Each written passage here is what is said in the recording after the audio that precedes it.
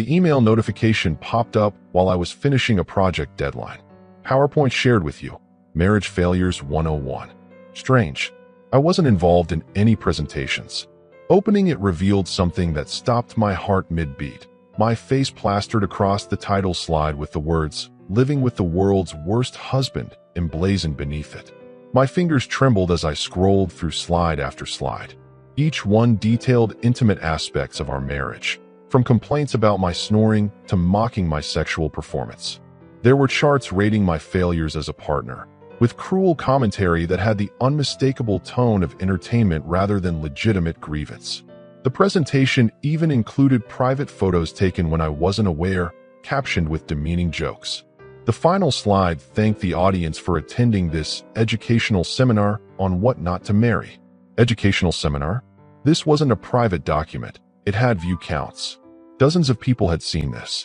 Judging by the comments, her entire department had watched my wife ridicule our marriage for laughs during a team-building exercise.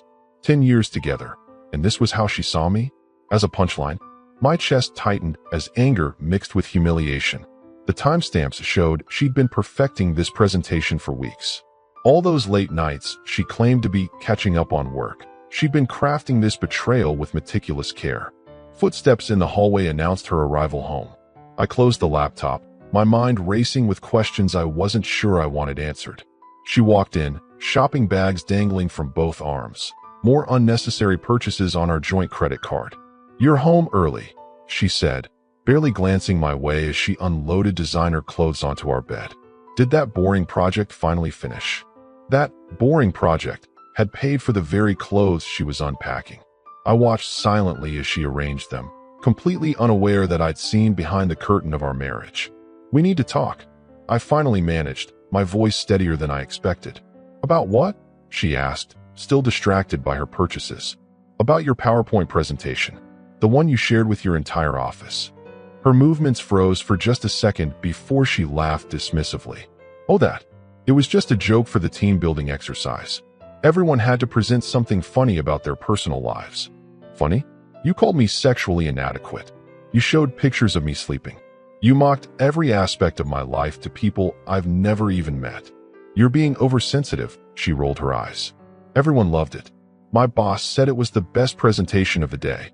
You should be flattered I talked about you at all." Flattered. The word hung in the air between us like poison. In that moment, I saw our relationship with perfect clarity for the first time. This wasn't a partnership. It was a transaction where I provided financial security while serving as the butt of her jokes. "How many people saw it?" I asked quietly. "I don't know. The whole department? Maybe some from accounting too." Why does it matter? It mattered because strangers were laughing at intimate details of my life. It mattered because the woman who promised to love and respect me had deliberately humiliated me for workplace popularity. It mattered because 10 years of trust had evaporated in 23 PowerPoint slides. She must have sensed something in my silence because her tone shifted. "Look, I'll delete it if it bothers you so much. Though I don't see what the big deal is." The big deal wasn't just the presentation. It was the revelation of how little she respected me. How she viewed our marriage as material to mine for entertainment value. How easily she dismissed my feelings even now.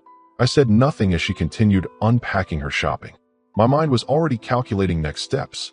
If this was how little our vows meant to her, then perhaps it was time to show her exactly what life would look like without the husband she so eagerly mocked. The plan forming in my mind wasn't about petty revenge. It was about consequences, natural, unavoidable consequences that would finally align her perception with reality. She thought I was worth nothing but mockery? Then it was time she learned exactly what my contribution to our life together was worth. Sleep evaded me that night as I lay beside the woman who had so publicly humiliated me. Every time I closed my eyes, I saw those slides. Her colleagues laughing at my expense. The meticulously crafted charts documenting my supposed failures as a husband. By morning, my initial shock had hardened into resolve. I waited until she left for work before making my first move. With trembling hands, I called her office under the pretense of sending flowers to her desk. The receptionist's awkward pause told me everything. "Oh, the husband from the presentation?" My stomach dropped. "So you've seen it too?" "Everyone has," she admitted, lowering her voice. "It's been shared across departments. People are still talking about it. The humiliation burned deeper. This wasn't just a team-building exercise gone wrong. My wife had turned me into the office joke. I thanked the receptionist and hung up, my decision crystallizing with each passing minute. I spent the day investigating our financial situation. What I discovered only fueled my determination. Hidden credit card statements revealed shopping sprees far beyond what I'd been aware of. Designer clothes, luxury spa weekends with friends, expenses that explained why our savings had mysteriously dwindled despite my consistent income. When she returned home that evening, I was waiting in the kitchen with printed copies of both the PowerPoint and the credit statements spread across the table. "What's all this?" she asked, dropping her keys on the counter. "Evidence," I replied calmly, "of both your public betrayal and your financial deception." She glanced at the papers, then rolled her eyes. "Are you still upset about that stupid presentation? I told you, it was just office humor. Nobody took it seriously. I called your office today, spoke to your receptionist. She seemed to think everyone took it very seriously. In fact, she said it's been shared company-wide." Her expression flickered momentarily before settling back into dismissive confidence. "So what? It was funny. My career is finally taking off, and connections matter. The presentation helped people relate to me. At my expense. Don't be so self-centered. Not everything is about you." I stared at her, genuinely amazed by her ability to twist reality. A presentation literally about me, containing private photos of me, mocking intimate details of my life, isn't about me? She sighed dramatically, as if explaining something to a child. "It was about creating rapport with colleagues, building my personal brand. You should be supportive instead of making me feel guilty. And these?" I pushed the credit statements toward her. "Were these also about building your personal brand?" For the first time, she looked uncomfortable. "You had no right to go through my personal finances. They're not your personal finances. There are joint accounts that I primarily fund. Accounts you've been systematically draining while contributing almost nothing." She switched tactics, her voice softening as she approached me. "Look, I know things have been stressful lately. Why don't we just forget about all this? I'll make your favorite dinner tomorrow, and we can have a nice weekend together." The manipulation was so transparent, it almost made me laugh. This had been her pattern throughout our marriage. Create problems, then offer minimal concessions when caught, never addressing the underlying issues. "I've already spoken to a lawyer," I said quietly. That stopped her cold. "A lawyer? Why would you speak to a lawyer?" "Because I needed professional advice before proceeding with my plans." "What plans?" Her voice held a note of uncertainty for the first time. I gathered the papers from the table, tucking them into a folder. "You'll find out soon enough. But I suggest you start thinking about what your life might look like without access to my income. Without this house. Without the lifestyle you've become accustomed to. Are you threatening me?" The indignation in her voice would have been convincing if I hadn't just spent hours cataloging her deceptions. "No, I'm informing you of consequences. There's a difference." As I walked away, she called after me, her voice rising in anger. "You're overreacting. It was just a stupid presentation. You can't throw away 10 years over something so trivial." I turned back one last time. The presentation wasn't the problem. It was the symptom. The problem is that somewhere along the way, you stopped seeing me as your partner and started seeing me as someone to use and mock. And that's something I can no longer live with. I spent the night in the guest room, ignoring her alternating attempts at reconciliation and accusations of overreaction. My phone buzzed repeatedly with messages from her friends, suddenly concerned about our marriage. Word had spread quickly once she realized I was serious. But their messages only strengthened my resolve. None expressed genuine concern for how I might be feeling. Instead, they parroted her perspective. I was being too sensitive. I should understand her need for workplace social capital. I was threatening her security over just a joke. Their reactions confirmed what I already knew. In her social circle, I existed solely as a provider and occasional punchline. That reality was about to change dramatically. The following week passed in a carefully orchestrated dance of preparation. While maintaining a facade of normalcy at home, I methodically untangled our financial lives with surgical precision. My lawyer had outlined a clear strategy: document everything, separate assets legally, and prepare for the inevitable fallout. First came the financial separation. I opened new individual accounts at a different bank and redirected my direct deposits. The joint accounts remained untouched for now. Removing funds too early could complicate the legal process. Instead, I meticulously documented every transaction, building a paper trail of her spending habits and my contributions. The mortgage presented a more complex challenge. We owned the house together on paper, but my down payment and consistent monthly contributions amounted to over 90% of its value. My lawyer assured me that with proper documentation, protecting my interest was possible. Your wife's spending habits work in your favor, he explained during our second meeting. The court looks at patterns. Her minimal financial contributions coupled with excessive discretionary spending creates a compelling case for asset division that protects your interests. My investigation uncovered more concerning findings. 3 credit cards I hadn't known about, all maxed out with my name as the secondary account holder. Loans taken against our shared assets. A pattern of financial deception that had been building for years while I worked overtime to maintain our lifestyle. Most disturbing was discovering she'd been quietly investigating my family's assets. Browser history revealed searches about inheritance laws and my parents' property values. The woman who had publicly humiliated me had also been calculating what she might extract from my family's generational wealth. The betrayal cut deeper than I'd imagined possible. This wasn't just about a humiliating PowerPoint. This was about a fundamental breach of the partnership I thought we'd built. While I worked to secure our future, she had been positioning herself to maximize her gain regardless of the cost to me. On day 5, I met with my employer's HR department. Though humiliating, I needed to explain the situation before she potentially escalated her workplace narrative. The HR director listened with surprising sympathy. Unfortunately, this type of personal disclosure in a professional setting isn't uncommon, she explained. But it is inappropriate and potentially creates a hostile work environment. For you, ironically, even though you don't work here. She assured me they would address the situation discreetly. The presentation would be removed from company servers and appropriate conversations would occur regarding professional boundaries. Though the damage to my reputation was already done, at least the active humiliation would cease. At home, my wife noticed nothing amiss. She interpreted my emotional distance as sulking and responded with performative affection when it suited her, interspersed with eye-rolling impatience when she thought I wasn't looking. The facade was exhausting but necessary.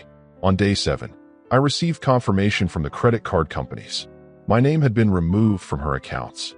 Any future charges would be solely her responsibility. The separate accounts were established, passwords changed, and automatic payments rerouted.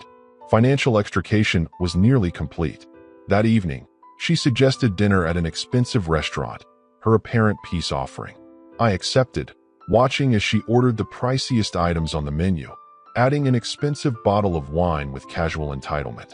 The bill came to over $300. She pushed it toward me without even a glance. "This one's on you, right? Since I planned such a nice evening." I paid without comment, knowing it would be the last time. Each swipe of my card represented the final payments of a debt I never truly owed, the cost of being valued only for financial convenience rather than as a partner. The final piece fell into place on day 10. My lawyer confirmed that all necessary documentation had been filed. The legal framework was established. Property documentation was updated with the county. My personal belongings of value had been quietly moved to secure storage. Digital files were backed up and removed from shared devices. Everything was in place. All that remained was execution. That night, I lay awake watching her sleep peacefully beside me, completely unaware of what was coming. There was no joy in what I was about to do, only the grim satisfaction of necessary consequences. She had chosen to transform our marriage into a transactional relationship where I provided everything and deserved nothing, not even basic respect. Tomorrow, she would discover the true cost of that choice.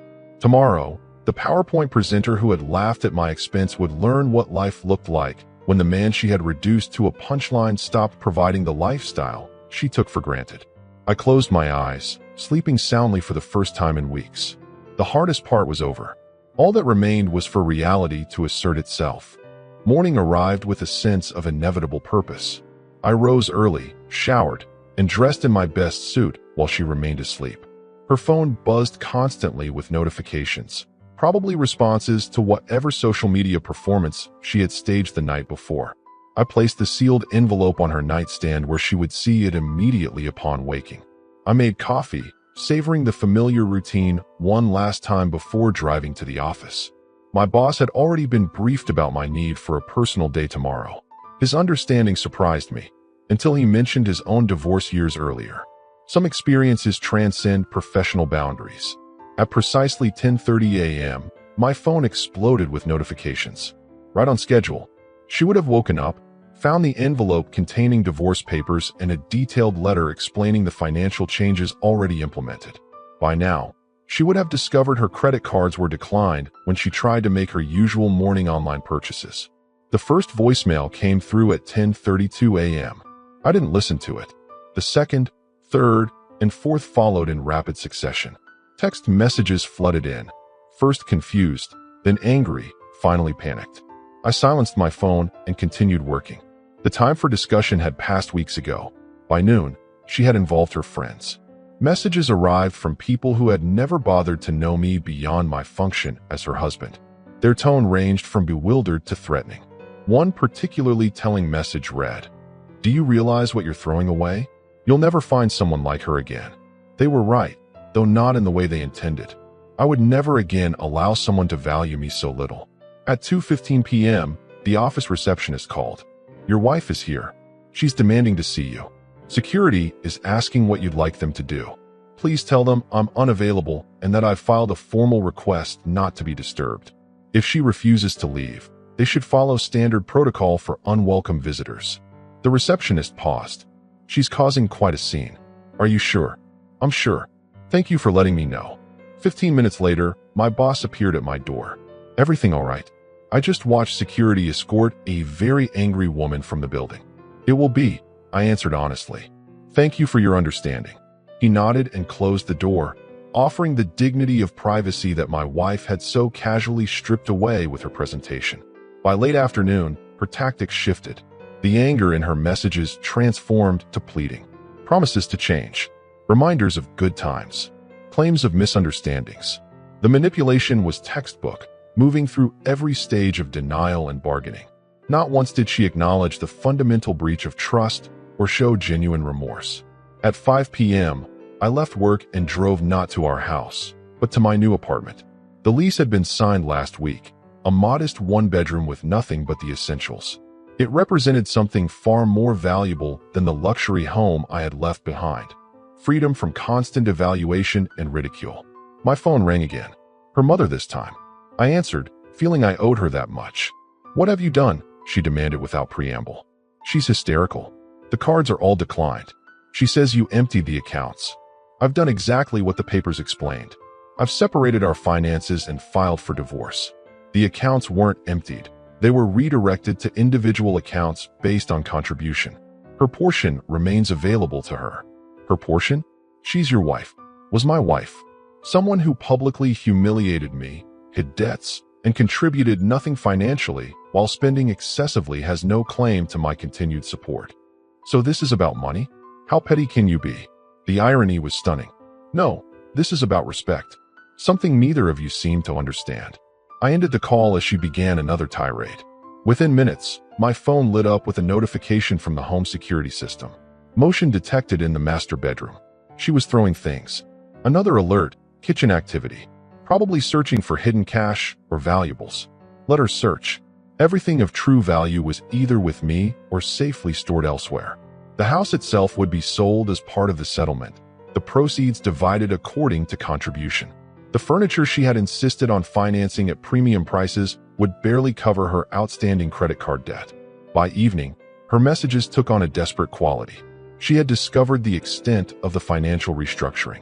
The automatic payments for her car, credit cards, and personal expenses had been redirected to accounts she couldn't access. The reality was setting in. Without my income, her lifestyle was unsustainable. Her final text of the night read simply, "You can't do this to me." But that was precisely what she had failed to understand throughout our marriage. I could. I should. And finally, I had. The man she had deemed worthy only of mockery and financial exploitation had found his limit. The husband reduced to PowerPoint bullet points and punchlines had reclaimed his dignity. Tomorrow would bring more drama. Mutual friends choosing sides. Family members expressing shock or support. Legal maneuvers and counter moves. But tonight, In the quiet of my new space, I felt something I hadn't experienced in years: peace. The weight of constantly trying to earn respect from someone incapable of giving it had finally lifted. I slept soundly for the first time in years, uninterrupted by criticism or the sense that no effort would ever be enough. Tomorrow would be difficult, but it would be honest, and that made all the difference. The next morning brought the confrontation I had been preparing for. She arrived at my office flanked by two friends, clearly expecting to create enough pressure that I would capitulate. Security called up, following my previously established protocol. This time, I agreed to meet her in the conference room. The public venue would limit her ability to manipulate the situation. When I entered, her eyes were red-rimmed but calculating.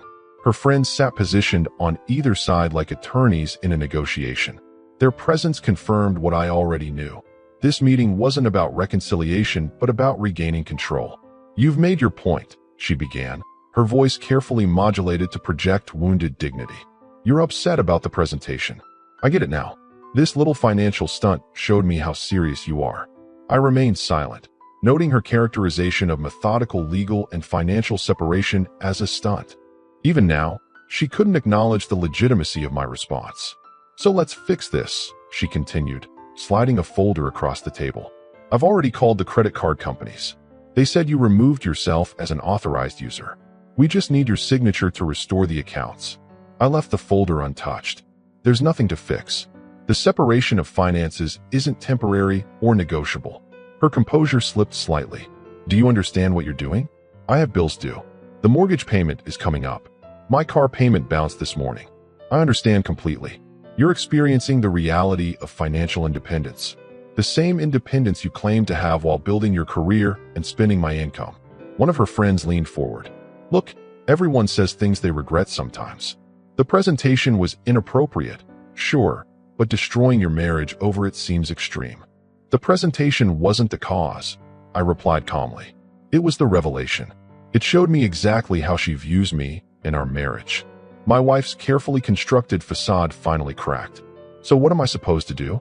Live on my salary alone? That won't even cover the mortgage." "That's the point you're missing. It was never your mortgage. It was our mortgage, paid almost entirely by me. Just like it was never your lifestyle. It was a lifestyle I provided while you contributed minimally and complained constantly." Her other friend tried a different approach. "Marriages go through rough patches. You can work through this with counseling. Give her another chance." I turned to address her directly. "A chance to do what? Continue treating me with contempt? Continue hiding expenses and accumulating debt in my name? Continue humiliating me professionally and personally?" My wife suddenly shifted tactics, her voice softening as tears welled in her eyes. "I didn't realize how much I hurt you. I never meant to. You have to believe me. I love you. We can start over." For a moment, I almost faltered. The practiced vulnerability was convincing.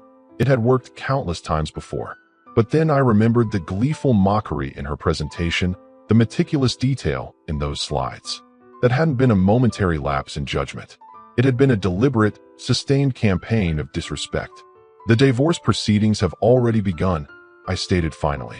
"My lawyer will contact yours to arrange the division of assets based on contribution. Your portion of our joint accounts has been transferred to an individual account in your name. That money is yours to manage however you choose." "My portion?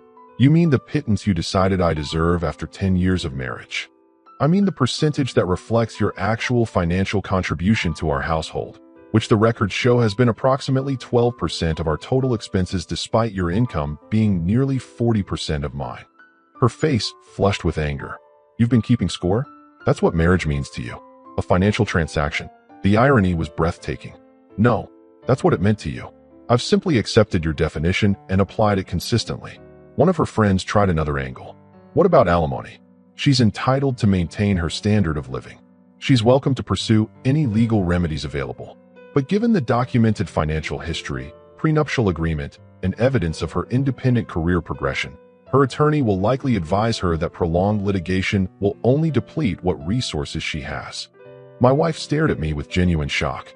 She had never seen this side of me, the side that could be as coldly pragmatic as she had been.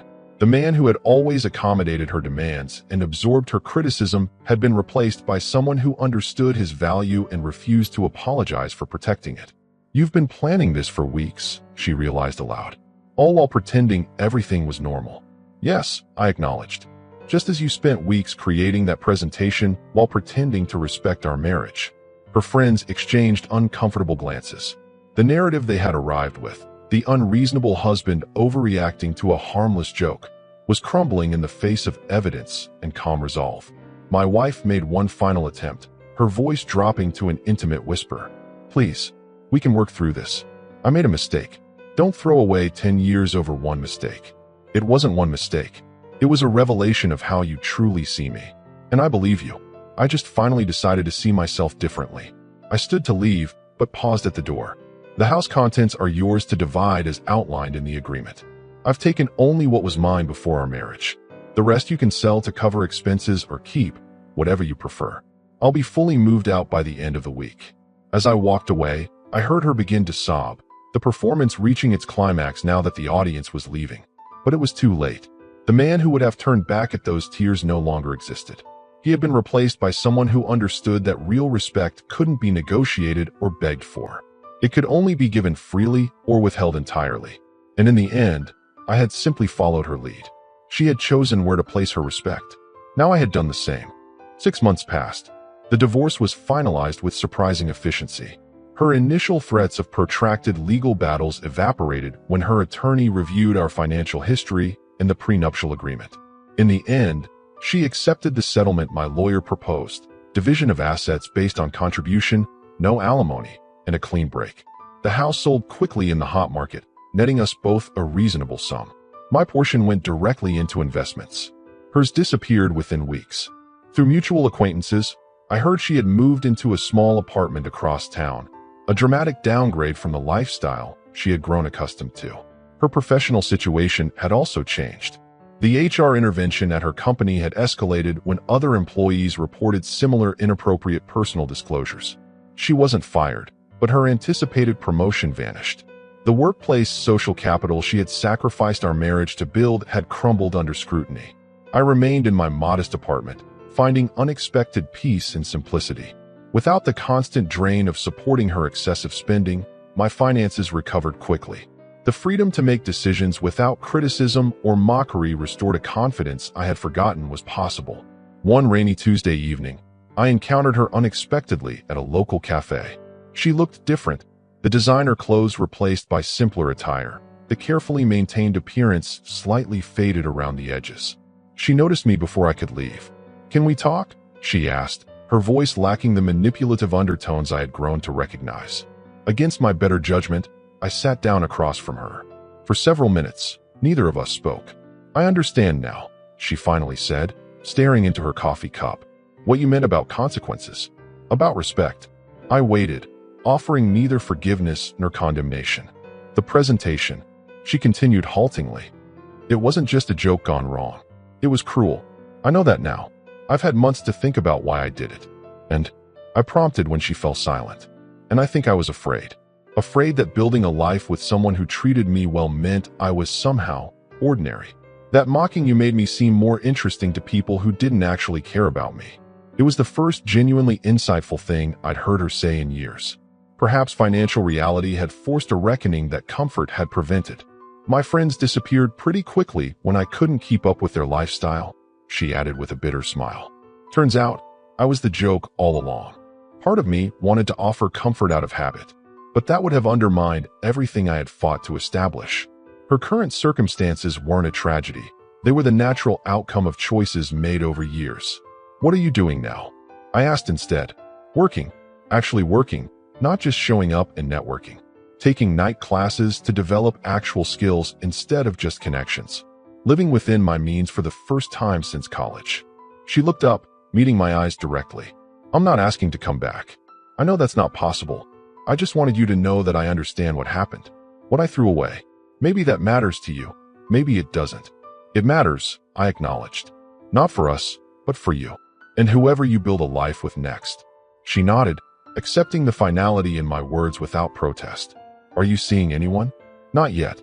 I'm relearning who I am without constant evaluation and criticism." It's been educational. A shadow of recognition crossed her face. She understood I was referencing her presentation's framing as an educational seminar. "For what it's worth, "I'm sorry," she said quietly. "Not just for the presentation, but for years of not seeing what I had. For treating partnership like a transaction where I always deserved more than I gave. I accept your apology," I replied simply. "And I hope you find what you're looking for." We parted ways without drama or recrimination. As I watched her walk away, I felt no satisfaction in her diminished circumstances. This hadn't been about punishment, but about necessary realignment. About establishing that respect couldn't be optional in relationships that lasted. In the months that followed, my life continued its upward trajectory. The promotion I had been working toward came through. I began dating again, cautiously but optimistically. I reconnected with friends I had neglected during my marriage, rebuilt relationships with family members who had watched me slowly disappear into someone else's narrative. Occasionally, I heard updates about her through mutual connections. She had completed her courses and found a position at a smaller company. She was dating someone who worked in education, a significant departure from the status-conscious relationships she had previously valued. She had, by all accounts, embraced the lessons of consequence and built something more authentic from the experience. As for me, the PowerPoint husband who had created her homeless reality had disappeared entirely. In his place stood someone who understood his worth wasn't determined by another's assessment. Someone who recognized that true partnership required mutual respect, not just shared expenses. The most important lesson wasn't that actions have consequences. We all know that intellectually. The revelation was that enforcing those consequences wasn't cruel or vindictive when they simply reflected reality. I hadn't created her homeless reality. I had merely stopped preventing it. Sometimes at night, I still think about those PowerPoint slides, meticulously crafted to maximize humiliation for workplace entertainment. But the sting has faded. They no longer define me or our story. They were simply the catalyst that forced us both to face the truth we had been avoiding for years. In the end, we both got exactly what we deserved. And there was a certain justice in that outcome that no court could have provided.